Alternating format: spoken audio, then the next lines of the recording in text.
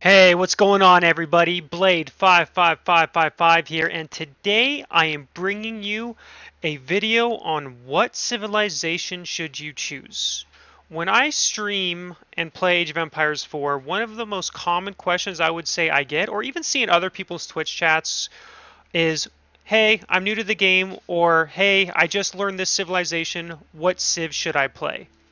If you aren't sure what civilization to play, this video is for you. I'm going to be going over what you should pick as a new player, and then go over each civilization and kind of group them in tiers into what fits your play style.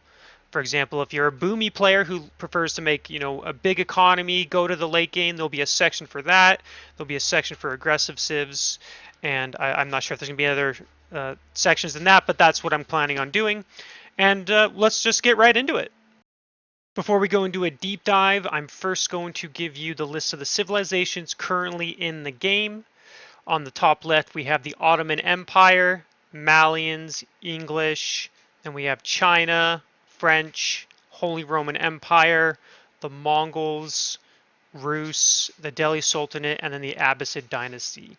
These are currently the 10 civilizations in the game. There are 6 more being added on November 14th, but for the purposes of this video, we're obviously only going to go over the civs that you can currently play, as no one really knows too much about the new civs anyway.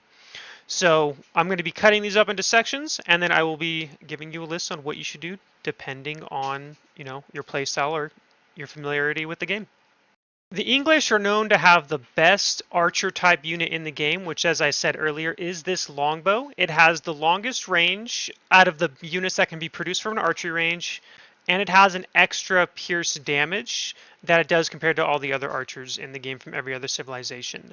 Their farms also provide the highest, or I'm not going to say the highest, but one of the highest food gather rates, because like I said, they're 35 wood per farm.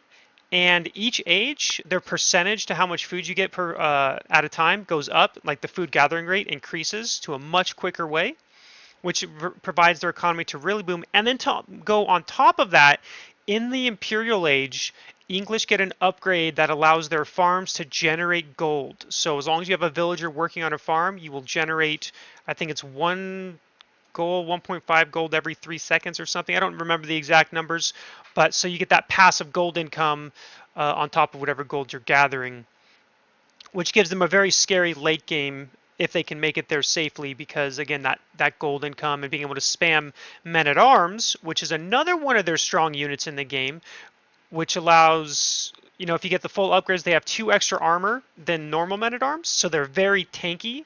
What you'll hear a lot of players call them are the chatted arms because of how tanky they are. And with the economy in the Imperial Age, you can sustain men at arm production with just farms without even needing to gather gold. That's how good the late game farms are. And that's kind of one of the reasons why English is such a strong civilization for new players. Very easy to start massing units, very quick or easy to get a strong economy. You're able to do a easier food transition because instead of going for hunts, you'll just go for farms, and it just kind of goes from there. There's nothing really too tricky about the civilization, and that's why this is one of 2 best civs to play if you're a new player. The second civilization I would recommend that you can pick to choose if you are a new player would be the French. And that is because, like English, they get a landmark called the School of Cavalry, which not only produces knights, horsemen, scouts 20% faster, but it's also something you can start building the moment you hit that feudal age. As we can see here, there's a knight right there. This is what you would be able to utilize. A very strong feudal age unit.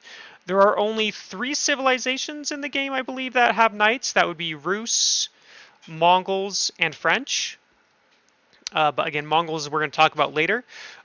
So very easy civ to kind of play. Knights are very strong, very hard for a lot of players, especially new players, to deal with, because knights can just harass and raid you in the wood line very easily. Like, to give you perspective on how strong these knights are, if a knight charges, it will 2-shot a villager. So it'll hit this villager and then it'll 1-strike him down once, with the follow-up attack.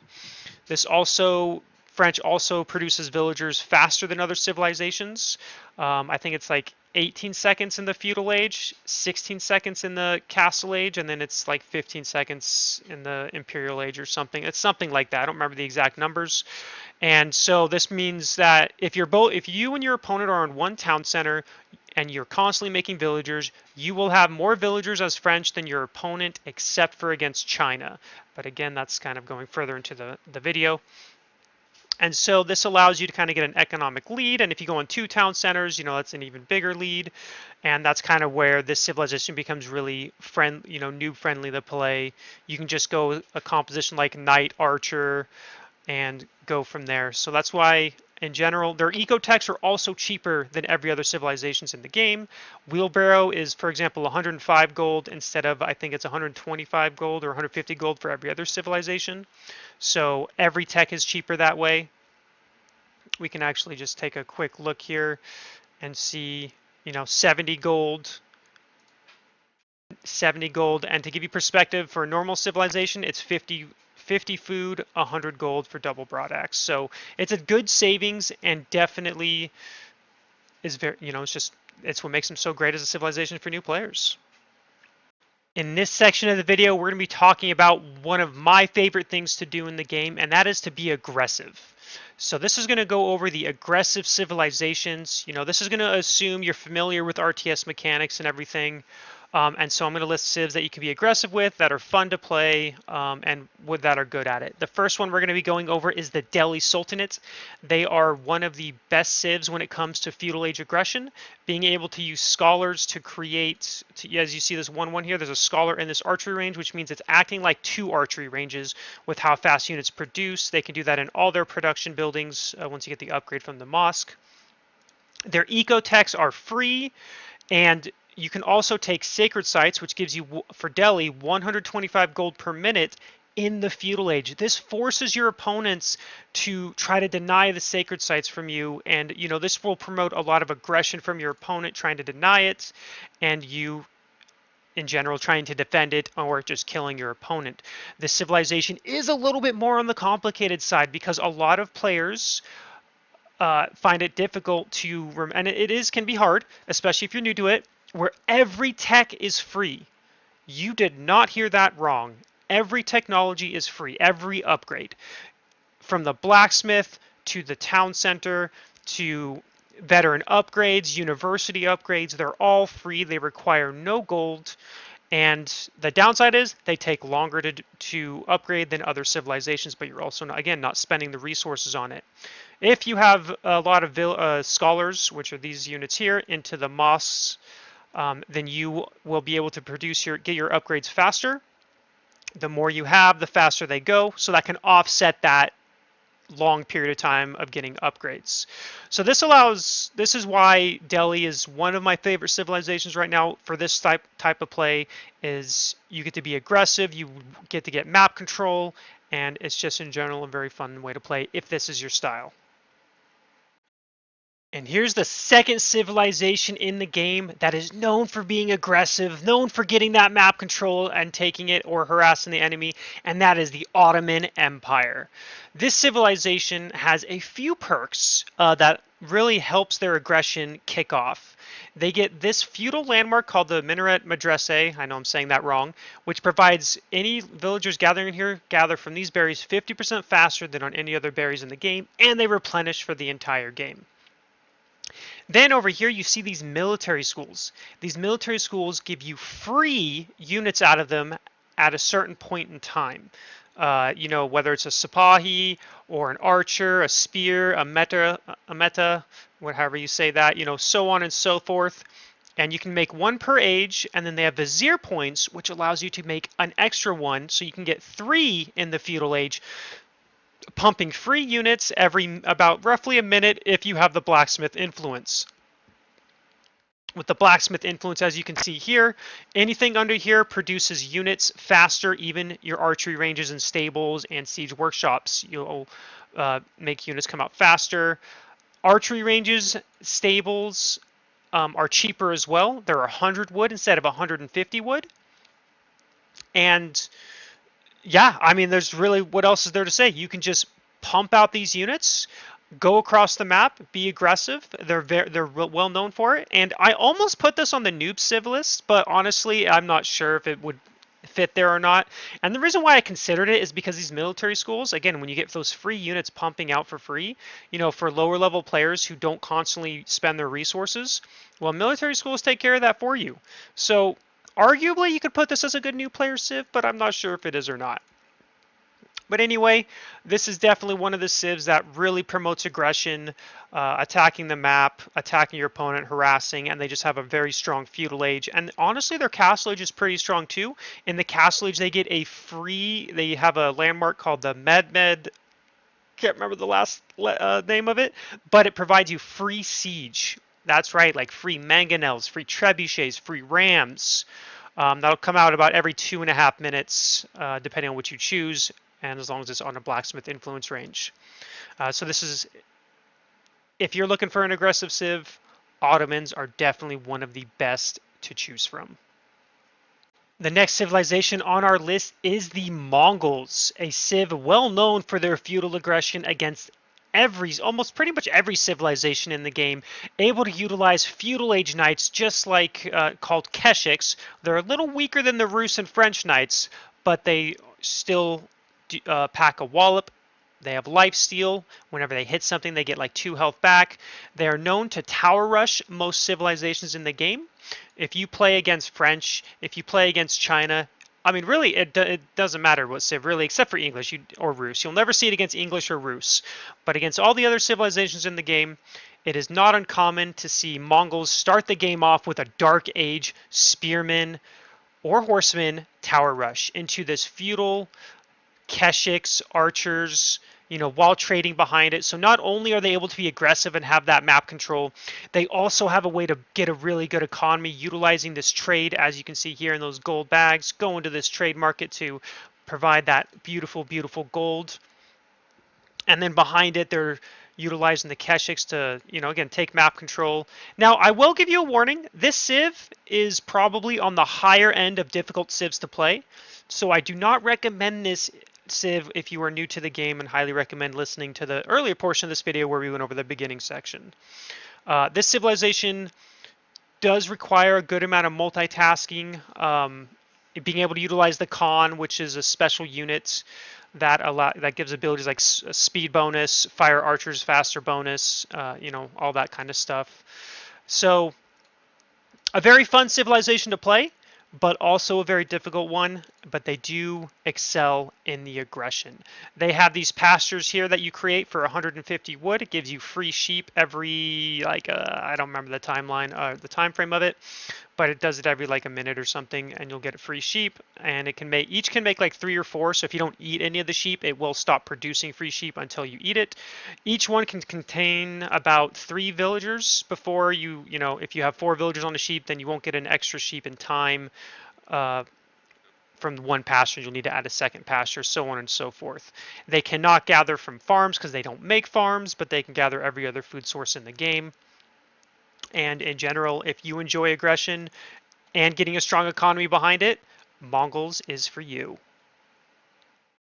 Now here's a civilization that I actually wasn't sure where I wanted to put this. I did end up putting it in the aggressive list of this video, but honestly, it's kind of an odd civilization where I'd put this, and the reason being is because they are a civ that have a weak late game. So your goal is to kill your opponents in kind of the castle age is the ideal goal, because Malians have a cow boom, which gives them free food per minute, each cow that's in a cattle. And so you can max out, if you get the landmark and everything, you can get 1,440 food per minute passively. Takes no population. It costs obviously about 100 gold per cow or 90 gold per cow. And you can only make 20. But otherwise, it's a very strong thing, but it makes their castle age timing stronger. So that's why I put this in the aggressive civ list. Now, Malians can be aggressive in the feudal age. You don't typically see it because what the current meta for this civ is to kind of go for this cow boom. You'll make some units like this just to defend against aggression. And then once they've kind of held that aggression, they'll go to castle age, and that's where they have a very strong, one of the strongest castle ages if they can get there without taking a lot of damage. They get a lot of free passive economy, this pit mine here gives them up to like 100 and something gold per minute on a small gold mine. It's like 130 or something on a big one. They can make one per age, so 4 total, which boosts their income. Then they have the Monster Quarry, which gives 75 gold or stone. You get to choose per minute as well, which means they have a very strong gold passive economy. They have a strong food passive economy. And then in the Castle Age, they have sofas, which get an extra 2 armor than any other knight in the game, I think. I might be wrong. That might be the same as Achery if you go for the mine work, but that's beside the point. So in the Castle Age, once they get there, they can really start. They just crank out units like crazy, and then they can usually kill their opponent with their Castle Age timing. Um, but again, it's not aggression, kind of like, when you think aggression, a lot of time you'll think of feudal age, like with English, longbow rush or something. You don't really see that too commonly with Malians anymore, but I still put them in the aggressive list because you're very aggressive once you get to that Castle Age. You're going to utilize the map control. You're going to grab the relics. You're going to be attacking your opponent with strong sofas. You're going to have javelins or archers, and then donzos if you need them, which are just a stronger spear. And so this civilization is also a good civ to play if you like aggression, because again, they do fit that kind of criteria. They're not a boomy civ, really. They kind of are in the feudal age a little bit, but otherwise, that's about it. You don't want to be sitting on your butt not doing anything with Malians. Their late game is one of the weakest in the game. So that's what I would do as the last aggressive civilization on this list. In this section of the video, we're going to be going over civilizations that are good for known aggressive and can boom as well, kind of a both option. And these are going to be kind of hybrid civs that do this, that it's not uncommon to see. First one we're going to be going over is one we talked about earlier in this video, and that is the English. They are a civ that can do both aggression, so they can do 1 town center heavy longbow spear aggression, or they can do 2 town centers and be passive. They can even do 1 town center, be a bit aggressive, pull back, go second TC, or go castle with a second TC landmark, giving them a very strong ability to boom. And as it's very difficult to attack English, one thing I forgot to mention in the beginner portion of this video is that English have something called network of castles where their units fire, I think it's 30% or attack 30% faster if in the range of a town center or a tower. So it's very difficult to attack English in the feudal age. You're going to notice most civilizations don't attack head on in the feudal age because of this, because it's very hard. Their main town center has 3 extra arrows that fire as well. And again, they can be very passive by making farms as well. So this civilization, if you are looking for a civ where you can play, hey, I want to be aggressive, or hey, I want to just kind of, go on a couple TCs, boom it out, and get a ton of a big eco, English is the civ for you. Here's our next civilization that's very good all around, and that is the Rus. They're a civilization that that kills deer for 10 gold per piece and adds to their bounty, which the higher bounty they get, the better economy they get. Their villagers will gather food faster. So ideally, there's 500 as the max, 150 tier 1, 250 tier 2, and then 500 for tier 3. Boars give 75 gold, wolves 25 gold, and I don't think I'm missing anything. They also have an eco bonus where, if you have a wooden fortress or if you use the Kremlin that's in range, you see this little radius here, it gives you an extra 20% wood per drop off. So instead of so if you're, without wheelbarrow, each villager, instead of putting only 10 wood, they each do 12, and that's every single time, as long as it's in the radius of a wooden fortress or the Kremlin, which is a landmark that Rus has. And then Rus can play a lot of styles. They can go 2 town centers and be aggressive. They can go 2 town centers and be passive. They can even do 1 town center aggression, or they can do 1 town center fast castle. You don't see those as often at like the pro level, but it is a viable option. They have feudal age knights. They can really, and thanks to that wood bonus, it really doesn't take them long. Like if they want to do like an archer knight attack in the feudal age, they can really get a lot of archery ranges and just start really pumping out units. And then with the way the civilization works, it's not hard. They usually have map control in a lot of matchups, so they can get deer, they can get boar, and they can usually just get all the food sources on the map. They don't usually make farms early in the game because they utilize that map control. And then they They have a strong economy, a strong military. I mean, they just have everything kind of going for them, which is why at the pro level, which again isn't going to matter for most people, um, this civilization is banned a lot. But this is why they are such a good civilization and why they're a good all-around civ. If you want to be aggressive, you can be aggressive. You want to boom, you can boom. It doesn't matter. You can do whatever you pretty much want, and it's viable with this civilization. And here is the French showing up again in this video.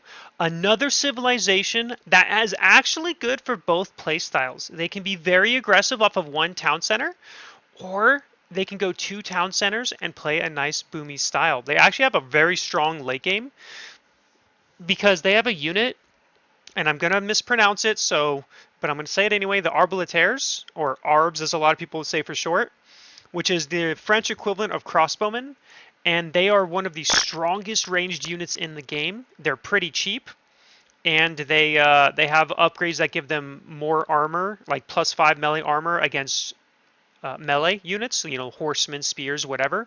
They have a good DPS, and then on top of that, they have the Red Palace, which is an imperial landmark, which makes every town center, every keep have a ARB emplacement, which does, I think it's somewhere between 60 and 80 damage per shot without any garrisoning. And so every town center becomes harder to be raided in the late game. You know, hard to raid a civ that has an ARB emplacement that's pelting down your horsemen and stuff. So their late game very strong as well. And again, that crossbowmen, like horsemen are technically the counter to them, but the ARBs do very, very good against them despite that. They're just such a strong unit. So, and with the faster villager production time, they get more villagers than most civilizations if you're on the same town centers. And yeah, they just have everything going for them. So if you want to play a style, you know, you want a civ where you can be aggressive in the feudal age, or if you want a civ where you can be aggressive, passive, whatever you want to do, then French is another great civilization to add to the civs that is kind of has a good roundabout way of doing everything. They have options. You don't have to be aggressive, and you don't have to do a turtly boom style if that's not what you want to do. And now we're on to the final portion of this video, civilizations that specialize in booming. If you're a player who likes to play a passive style, you just want to sit, make a strong economy, get a strong army, you know, wall, stay defensive, this is going to be the civ list for you. First civ on our list here is the China, or Chinese, however you want to say it. This civilization, while yes, they can be aggressive, you don't really see it that often. When you see China, most of the time, you're going to see them make these two landmarks, the Barbican of the Sun and the Imperial Academy. This gives them Song Dynasty, which means their villager production speed goes from 20 seconds to 15 seconds. They also have these imperial officials which supervise buildings that can speed up tech upgrades and gives them extra resources for each drop off. So if you're supervising lumber camp, as you can see here, you see that 12. Instead of only dropping off 10, they're dropping off 12. But they can do this for all resources. So it can go for stone, food, gold, and of course wood. So this is the most common thing you will see when you see other players play China. They'll go these two landmarks, they'll go two TCs or town centers, and they get a really strong economy. They go to that castle age, and then they'll make, you know, a strong army with Nest of Bees, which is one of the strongest AoE siege in the game, I believe. They also, you know, they're the only civilization in the game that can get all the landmarks. Technically, Abbasid can as well, but we'll go into that in a bit because they have one landmark. And each one will unlock special abilities, such as, again, the Song Dynasty, faster villagers, and then I can't remember what the other ones do. So if you're looking for a civilization where you can turtle, they have a strong defensive style. Again, this Barbican of the Sun, think of it like a very strong outpost. Helps you defend against aggression, keeps your resources safe, and can garrison up to 8 villagers or units at once, then China is going to be a civ I would recommend. All right, the next civilization on our list is the Holy Roman Empire. Again, this civ can theoretically be aggressive. but you don't really see it because it is not their strong suit.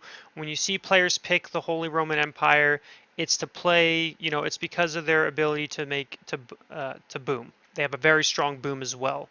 Can be a little hard to pull off if you don't know what you're doing, but a very strong civilization in this aspect, and they have a very strong defensive stance as well. So, just to kind of start off, their villagers all gather 40% more resources than every other villager in the game. If you have a prelate with inspiration, which is this landmark has a prelate inside, and it's inspiring everything in its radius, they gather 40% faster than every other villager in the game without a bonus, obviously. So you're going to see all these villagers that are glowing are getting a 40% gathering rate increase, which is why they're one of the strongest boom civs in the game, because you'll put farms around this Akin Chapel, which is what this landmark is called, and you can probably fit, I think it's like 30 to 40 farms around it, and it's one of the fastest food gathering rates in the entire game. I don't know, I think there's faster from like some civs, but if it's not by that much more if that's the case. The other thing that the Holy Roman Empire has is they have emergency repair, which allows them to, so if they're getting attacked, let's say this town center is burning down, instead of using villagers to repair and spending resources, they can click the emergency repair button on the town center, and what it will do is it will start repairing itself at a very fast rate, by the way. I think it out repairs 2 rams. I think even 3 rams maybe. I'm not sure about 3, but 2 for sure. So it'll quickly get that health up, costs no resources, and it refreshes every, I think it's 60 seconds. They also get cheaper emplacements on their outposts. So when they create an outpost and get, let's say, arrow slits, or if you make it to the Imperial Age, bombard towers, also cheaper. They have the Regnus Cathedral and the Castle Age, which means every relic you gather that you either put in the Regnus Cathedral, an outpost, a dock, a keep, so on and so forth. Instead of it being only 80 gold per minute, it's 160 gold per minute. And if that wasn't enough to top it all off, their Imperial Age, they have the Palace of Swabia. This is a landmark that you can start aging to the Imperial Age with, I think it's 1,920 food and 900 gold, something like that, instead of 2,400 food and 1,200 gold. Not only does it allow you to age up to the Imperial Age faster, but you get cheaper villagers. I think they're like 12 food, and it's equivalent to having 3 town centers. So the Palace of Swabia is equivalent to having 3 town centers. You make a villager every like 7 seconds or something. I think it is. Maybe it's 6 or 7 seconds. So as you can tell, if you go fast Imperial Age, you get a really strong economy, and then they have unique men-at-arms that are very strong as well, and then they can just spam units non-galore. Not sure what I was trying to say there, but whatever. So if you're looking for another civilization where you can kind of boom, get strong emplacements like outposts with bombard towers, keeps, this is a great civilization when it comes to the turtley style of play and getting a strong economy with a strong army. Now, the last civilization that hasn't been talked about really at all in this video yet, but is definitely not the least, one of the strongest civs in the game, I think, right now, and that is the Abbasid dynasty. This is a civilization that specializes in booming for multiple reasons. For starters, they have the House of Wisdom, which is only 1 landmark, and as you can see, for every building that connects, once you get to 10, you get called a Golden Age, which increases the villagers' gather rate by percentages, like 10% for tier 1, I think it's like 20 or 15% for tier 2, and so on. And then there's 3 tiers, and so that's why you're going to always connect your buildings. Their town centers also provide, they have an upgrade called Fresh Foodstuffs.